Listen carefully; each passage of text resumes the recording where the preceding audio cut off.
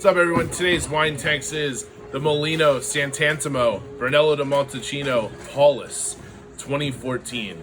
This is our wine of the year for wine text. Thank you all for being here. I think this is a really great, exciting thing that we brought to you. I remember starting this, it's got to be like 6 months now.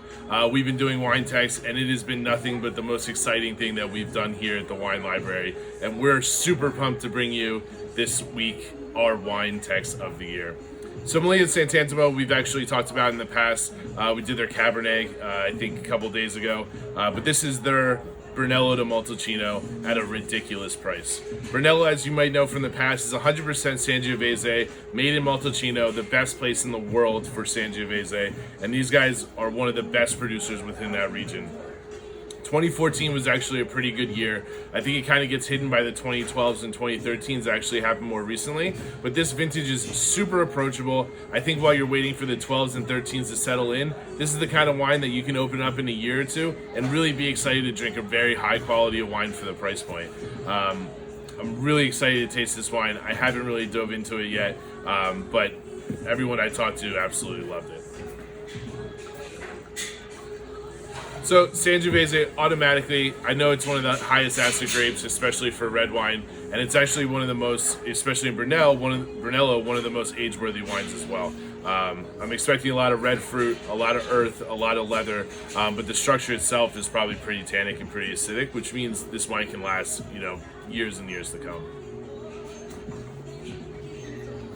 On the nose, actually, pretty upfront. There's a little bit of this herbaceous thing, but the red fruit is definitely dominant. I get a little bit of this kind of Macintosh apple thing going on, and a little bit of this raspberry notes. But there's this underlying level of leather and kind of tobacco that really comes through, this little bit of smokiness. I think it's probably from the terroir of the land that comes through, along with the oak, kind of combines in this really cool savory level in the wine that in younger Brunellos, I think is usually hidden by the red fruit.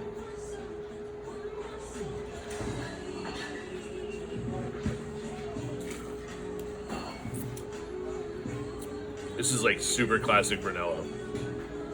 All those orchard fruits are actually still there, more than I thought they would be. But a lot of that raspberry, a lot of that kind of dark cherry, a ton of leather on the palate.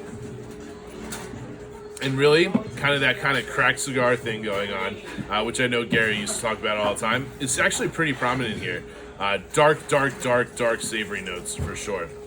The acid level is super high, my mouth's still watering, the tannin level is super strong, just as I expected out of a full-bodied Brunello like this. So this is the kind of wine I'd have no problem letting down for the next 15, 20 years. I think the 2013s and the 2012s have an even longer kind of life to them. But this one actually has a lot of structure to it that I didn't find in a lot of the 2014s that I've tasted this year. Really awesome stuff. Wine text of the year. Thank you guys for hanging along. This is one of the coolest projects we've done so far. I'm super excited to bring a wine like this to you. Enjoy.